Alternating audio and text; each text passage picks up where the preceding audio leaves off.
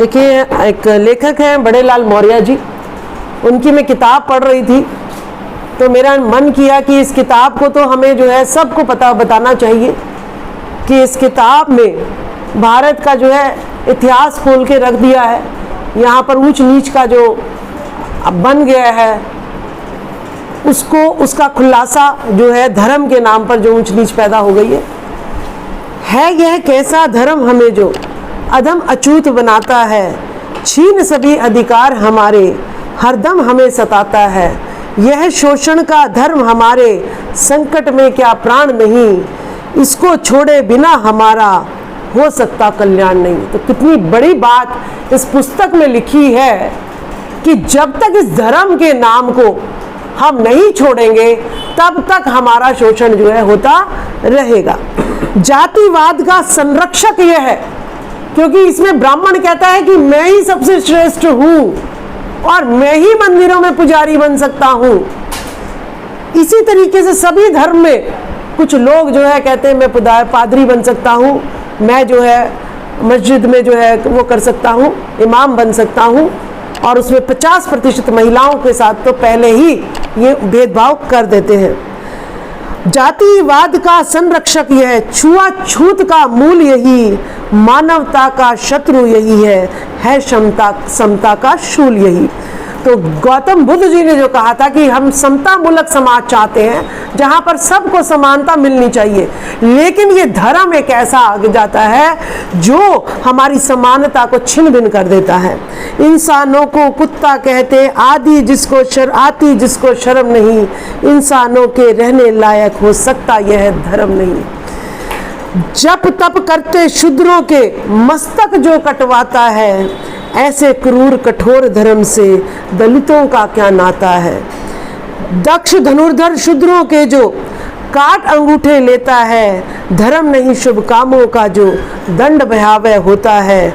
हम छूले तो गंगा जल से मूरत धोई जाती है, उसी धर्म को गले लगाते शर्म ना हमको आती है। दूर रहो तुम देवालय से, उनमें कुछ सार नहीं है, उनका भगवान हमारे खातिर क्या बेकार नहीं। तो धर्म के नाम पर शोषण का धंधा, धर्म के नाम पर धंधा नहीं, धर्म के नाम पर शोषण का धंधा, दोहरी मार हमें धर्म के नाम पर पड़ रही है। एक तो हमें जो है हमारा इससे शोषण हो रहा है, हमें नशे की तरफ जो है ना धकेला जा रहा है, हमें जो है आप जो है भांग उसकी तरफ धकेला जा रहा है। दूसरा, हमें जो है पढ़ाई छोड़कर कभी कावड़ यात्रा के लिए प्रमोट किया जा रहा है, कभी हमें गणेश चतुर्थी के लिए प्रमोट किया जा रहा है, कभी हमें जो है अभी दुर्गा का जो है ना 10 दिन वो चलेगा, उत्सव चलेगा, उसके लिए प्रमोट किया जाता है। लेकिन ये देश में कभी भी शिक्षा के नाम पर कोई भी रैली नहीं निकाली जाती, कोई भी कावड़ यात्रा यूनिवर्सिटी खुलवाने के नाम पर नहीं निकाली जाती, कोई भी जो है गणेश चतुर्थी जो है कि इस देश में बेरोजगारी बहुत हो गई है उस नाम पर नहीं निकाली जाती, साइंस और टेक्नोलॉजी के नाम पर यहाँ पर कोई रैली सभा नहीं होती है। तो उस देश में ये जो धर्म है ये हमारा शोषण कर रहा है और साथ साथ बड़े बड़े मंदिर बनाकर ये धंधा भी कर रहे हैं। अपने लोगों को तो विदेश में जो है बच्चों को पढ़ाते हैं और हमारे बच्चों को कहते हैं कि मंदिर की घंटी बजाइए। तो इसीलिए जो बड़े लाल मौर्य जी हैं, इन्होंने ये जो किताब लिखी है, मुझे लगता है आने वाले भविष्य को जब ये किताब पढ़ेगा तो उनको सही दिशा मिलेगी और वो मंदिर की घंटी छोड़कर और स्कूल की घंटी अपनाना ज़्यादा पसंद करेंगे। धर्म जो है वो लोगों की आस्था से जुड़ा मामला है, लोगों की आस्था है।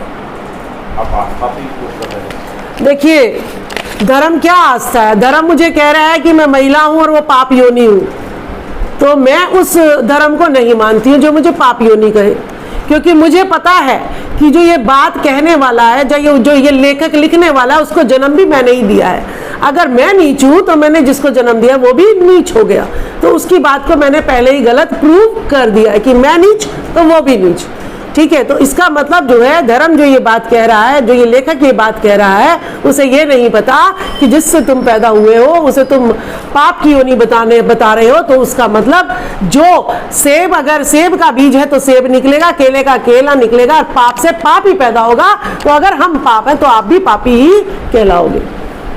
दुआ जी, आप क्या कहना चाहेंगे इस किताब के बारे में?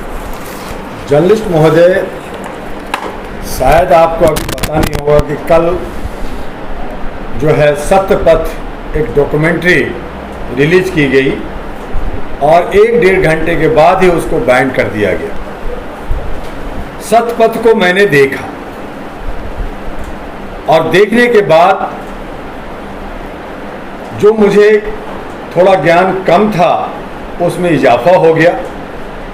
यूरेशियन लोग जो ठंड से मर रहे थे अपने देश में, खाने को उनको दाना नहीं था, हिंदुस्तान के अंदर आए, भारत में आए और आने के बाद उन्होंने अपना जो है धंधा शुरू किया। ये पूजा पाठ का धंधा शुरू किया जहाँ से उनको दान दक्षिणा मिलना शुरू हुआ और लोगों को डराने का काम किया, शोषण का काम किया। ये जो किताब आप देख रहे हैं कि धर्म जो है शोषण का धंधा है, ये बहुत ही सार्थक, बहुत ही उच्च कोटि का इन्होंने अपने विचारों को इस किताब में रखा है। जो सज्जन, जो साथी इसे पढ़ेंगे वो ज्ञानवर्धन होंगे, ज्ञान उनको मिलेगा। ये यूरेशियन लोगों को अंग्रेज ने कहा था कि भाई तुम लोग धर्म का और जात पात फैला करके धंधा करते हो, तुम लोग जो है राज नहीं कर सकते। जब यूरेशियन ने कहा कि मेरे भी बंदे लोगों को जज बनाया जाए, जब अंग्रेजों के वक्त में कोई भी धार्मिक, ये जो ब्राह्मण जो थे, ब्राह्मणवाद थे, वो जज नहीं हुआ करते थे, क्योंकि ये लोग धर्म पे जो है अपना न्याय सुनाना चाहते हैं। आज हमारे न्यायपालिका में 98% लोग जो है यूरेशियन और ब्राह्मणवाद फैले हुए हैं और वो सब न्याय अपने पक्ष में लेकर करके हमारी जनता को, हिंदुस्तान की जनता को मूर्ख समझती है। हमारी जनता भोली भाली है, सीधी सादी है, इसलिए इनके बहकावे में आकर करके इनके अमन शांति का जो पाठ पढ़ना चाहिए था वो इनके बहकावे में आके भटक जाते हैं। उनसे निकालने के लिए अब जो है मूल निवासी और जो बहुसंख्यक, जिनको इन्होंने सनातन में बांटा, इन्होंने यूरेशियन ने बांटा, धर्म के नाम पे बांटा, अब यही लोग कह रहे हैं कि हम मूल निवासी, हम शुद्ध निवासी, क्षुद्र नहीं, क्षुद्र तो बाद में इन लोगों ने बना दिया क्योंकि उनको राज करना था, तो शुद्ध निवासी यानी मूल निवासी को इन्होंने अशुद्ध कर दिया। इन्होंने इनसे नफरत किया। हमारी बहु बेटियों को इन्होंने बलात्कार का अपना हवस का शिकार बनाया। बच्चे जो होते थे, पहले बच्चों को नदी में डाल दिया जाता था और शादी के 3 रात, शादी जब होते थे 3 रात ब्राह्मण लोग अपने हवस का शिकार बनाते थे। इस तरह की परिपाटी, इस तरह का नफरत, इस तरह का शोषण हमारे समाज ने झेला है। आज थोड़ा पढ़ने लिखने लगे हैं, आज जाग गए हैं और इसीलिए इस गोरख धंधे को हम लोग खत्म करना चाहते हैं और समाज को एक मौका देना चाहते हैं।